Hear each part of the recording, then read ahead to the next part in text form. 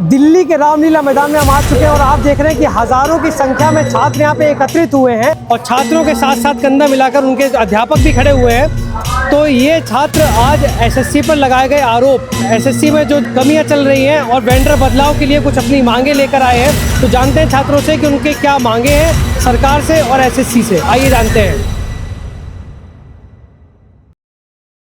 Sir, आपका क्या मानना है कि जो अनियमितताएं हैं, आज जो आंदोलन हो रहा है उससे उससे पर्पस हल होगा?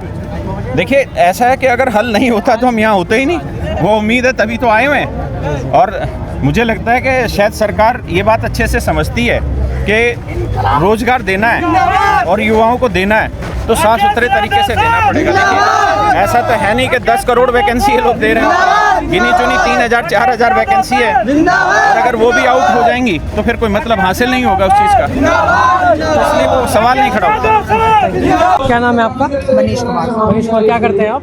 मैं स्टूडेंट हूँ, एसएससी की तैयारी कर रहा हूँ। कहाँ, दिल्ली में ही रहते हैं? हाँ, दिल्ली में रहते हैं, साउथ दिल्ली में, साकेत के पास, संगम बिहार। तो आपने एग्जाम में, एसएससी के एग्जाम में क्या क्या इरेगुलरिटीज, अनियमितताएं क्या क्या आपने फेस की? एसएससी में अभी कुछ ठीक है ही नहीं, तो सही होने की बात तो दूर है। पहला, सेंटर में प्रॉब्लम, सर्वर में प्रॉब्लम, माउस में प्रॉब्लम, कुछ कीबोर्ड में प्रॉब्लम आता है। लास्ट ईयर 2024 में हुआ था, तब जो टाइपिंग टेस्ट हुआ था तब उसमें प्रॉब्लम आई थी, वो दोबारा टेस्ट हुआ था। अब जो ये टेंडर चेंज हुआ है उसके बाद में सारी चीज़ें बेकार हो गई। पहले थी थोड़ी बहुत चीज़ें ख़राब थी, लेकिन अब सारी ख़राब कर दी, सब कुछ ख़राब कर दिया इन्होंने। और जो सिलेबस से बाहर से पूछ रहे हैं। कोई भी इनका मतलब जो बोलते स्टैंडर्ड है वो कुछ नहीं है। रीजनिंग में मैथ्स के क्वेश्चन पूछ रहे हैं, कुछ जीएस के भी पूछ ले रहे हैं। इंग्लिश के क्वेश्चन पूछ रहे हैं बड़े, इतना बड़ा पैरा नहीं आ रहा है जितना बड़ा इंग्लिश में आना चाहिए। इंग्लिश में कुछ शिफ्ट में आए हैं बहुत बड़े पैरा, लेकिन कुछ रीजनिंग में है वो बहुत बड़े पैरा है। मैंने छोड़ दिया, मैंने सिलेक्शन पोस्ट का एग्ज़ाम दिया था, मेरा सेंटर हल्द्वानी में था, तो वहाँ थोड़ा ठीक था, लेकिन यहाँ के सेंटर में बहुत दिक्कत है।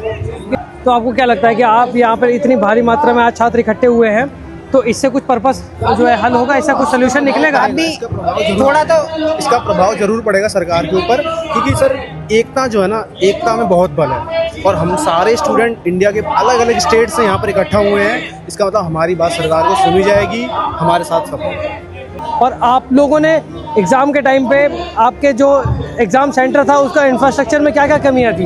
जैसे कि गाँव में झुग्गी झोपड़ी नहीं होती है, इस टाइप की जगह पे पेपर ले रहे हैं। बताओ ये कोई जगह है पेपर लेने की? माउस भी चलना, किसी का कीबोर्ड भी खराब है, लाइट चली आ रही है, इन्वर्टर नहीं है, ये सब